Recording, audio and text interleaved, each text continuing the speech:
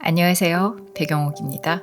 누구에게나 한 번쯤 꿈꿔본 인생이 있겠죠. 제게는 그것이 소설 쓰는 사람, 소설가가 되는 것이었어요. 저는 매일 소설을 썼습니다. 퇴근 후에 아무리 졸려도 한 줄이라도 쓰려고 애쓰면서 말이죠.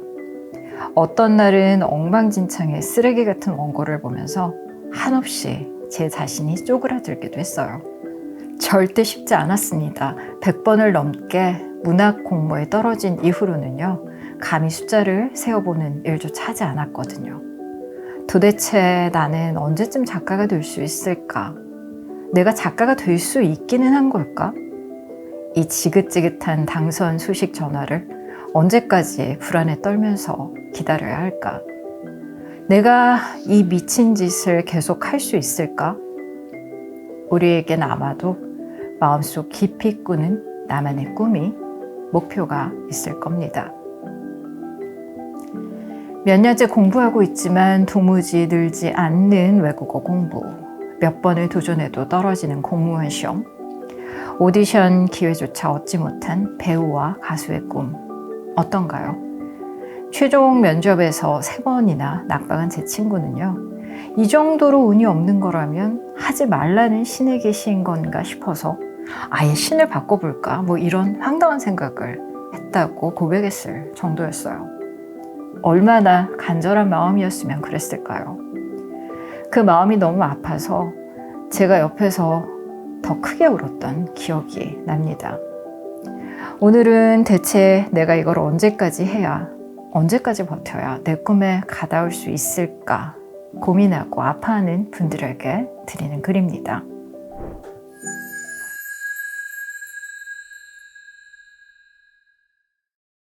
지구인에게는 지구력이 필요합니다. 저는요, 피트니스라면 정말 질색, 팔색이었어요. 무거운 기구를 반복해서 움직이는데 전혀 조금도 흥미를 느끼지 못했으니까요. 하지만 두 번째 장편소설을 쓰고 난 이후에요,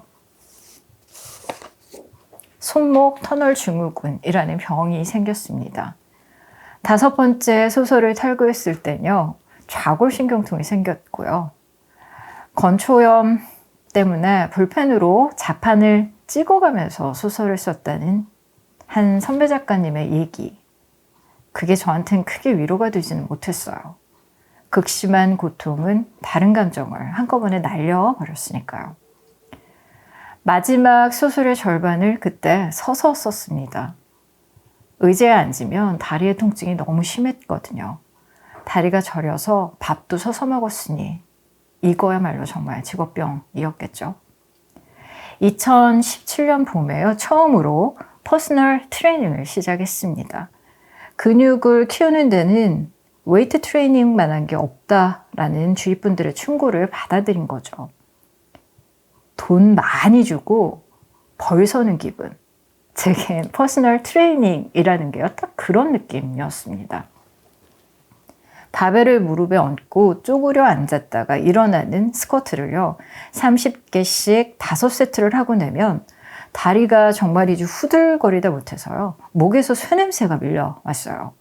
토할 것 같아서 화장실 변기로 달려간 적도 있었습니다. 하지만 기계 체조 국가대표 상비군이었다는 제 트레이너는요, 제게 웨이트만큼 재밌는 거 없습니다 라는, 정말 저로서는 전혀 공감할 수 없는 말을 하시더군요.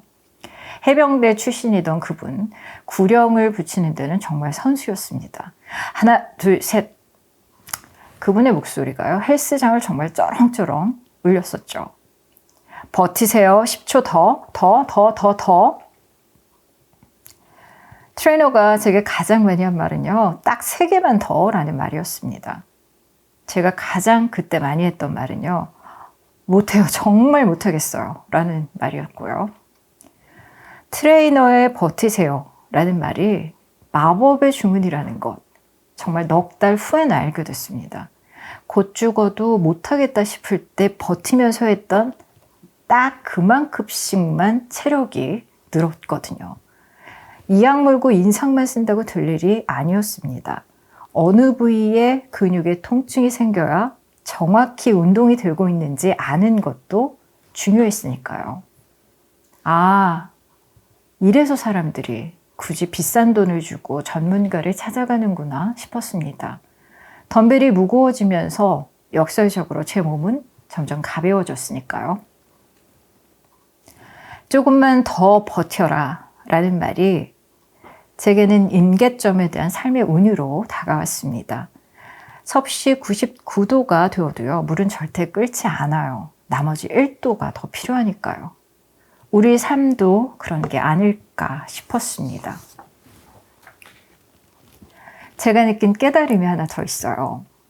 한 번만 하는 웨이트 운동 같은 건 세상에 없다는 거죠. 무조건 3세트, 5세트씩은 반복해야 합니다. 반복의 반복이 이어지죠. 즉, 지루함을 견뎌야 하는 겁니다. 우리는 누구나 삶의 성취를 꿈꾸죠. 언제까지 이걸 붙잡고 있어야 할까요? 얼마만큼 해야 할까요? 라고 지친 얼굴로 밤에 라디오를 두드리는 청취자분들 참 많습니다. 힘든 어깨를 정말이지 토닥여주고 싶어요. 하지만 언제까지 견뎌야 할지는 저도 알 수가 없습니다. 다만 당신이 붙들고 있는 그것이 소설이라면요, 제가 조심스럽게 들려주고 싶은 저의 이야기가 있어요.